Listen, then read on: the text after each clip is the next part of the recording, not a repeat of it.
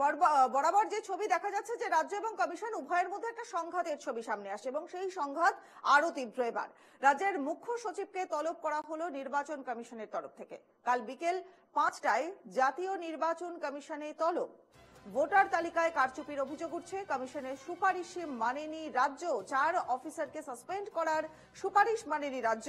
রাজ্য সুপারিশ না মানায় কড়া পদক্ষেপ কমিশনের। আমাদের সহকর্মী দেবারতী ঘোষ টেলিফোন লাইনে রয়েছেন আমাদের সঙ্গে। দেবারতী, এই যে রাজ্য কমিশন সংঘাত নিয়ে গতকাল থেকেও আরো আমাদের মধ্যে কথা হচ্ছিল যে এই সংঘাতটা কি আরো তীব্র হলো, বা এবার রাজ্য যেহেতু কমিশনের বক্তব্যগুলো মানলো না, তাহলে কমিশনের তরফ থেকে কি ব্যবস্থা হলো? আজ সেই ব্যবস্থার ছবিটাই বোধহয় সামনে আসছে। খবর পাওয়া অনুযায়ী নির্বাচন কমিশনের পক্ষ থেকে রাজ্যের মুখ্য সচিব মনোজ পান্থকে তলব করা হয়েছে। গতকালই আমরা দেখেছি 3টের সময় ডেডলাইন থাকার পরেও 3টের কিছু পরে রাজ্য সরকারের পক্ষ থেকে মুখ্য সচিব নির্বাচন আধিকারিককে একটি চিঠি পাঠায়, যে চিঠিতে কার্যত কিছুটা সুর নরম ছিল রাজ্যে, কিন্তু নির্বাচন কমিশন যে সুপারিশ করেছিল সেই সুপারিশ তো মানাই হয়নি।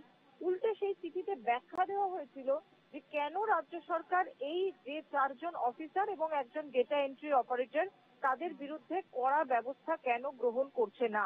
এই 4 জন অফিসারের মধ্যে 2 জন রাজ্য ক্যাডারের অর্থাৎ WBCS অফিসার, তাদের বিরুদ্ধে ব্যবস্থা নিলে যারা এই নির্বাচন কমিশনের কাজ করছেন মাঠে নেমে, তাদের মধ্যে বিরূপ প্রতিক্রিয়া তৈরি হতে পারে এবং সেই বিরূপ প্রতিক্রিয়া তৈরি হলে রাজ্য সরকারের কাজ করাতে অসুবিধা হবে এবং নির্বাচন নিয়ে তারা তারা একটা বিরোধিতার জায়গায় চলে যাবেন।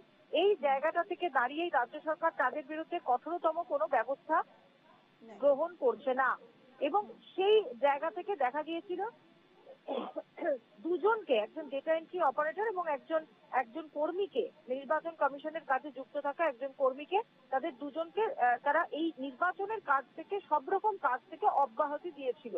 কিন্তু বাকি যে 3 জন অফিসার, তাদের বিরুদ্ধে কিন্তু কোনো রকম ব্যবস্থার কথা জানায়নি। তবে রাজ্য সরকার একটা ক্লজ রেখেছিল যেখানে চিঠিতে জানানো হয়েছিল যে টিল ফার্দার ইনভেস্টিগেশন।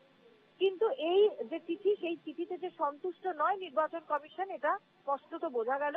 কারণ নির্বাচন কমিশন মুখ্য সচিবকে ডেকে পাঠানোয় আরো বেশি করে স্পষ্ট হলো যে রাজ্যের যে চিঠি, সেই চিঠিতে কোনোভাবেই সন্তুষ্ট হচ্ছে না নির্বাচন কমিশন এবং রাজ্য সরকারের থেকে তার জন্য তারা প্রত্যুত্তর চাইছে যে কি কারণে নির্বাচন কমিশনের রেকমেন্ড করা নির্দেশিকা মানল না রাজ্য সরকার। বেশ বেশ, অনেক অনেক ধন্যবাদ দেবারতী। আমাদের সহকর্মী দেবারতী ঘোষ সাথে ছিলেন আমাদের সঙ্গে। রাজ্য এবং কমিশনের মধ্যে সংঘাত বোধহয় আরো তীব্র হলো আজ। কমিশনের সুপারিশ যেহেতু মানেনি রাজ্য, সেই জন্য কমিশনের তরফ থেকে তলব করা হলো।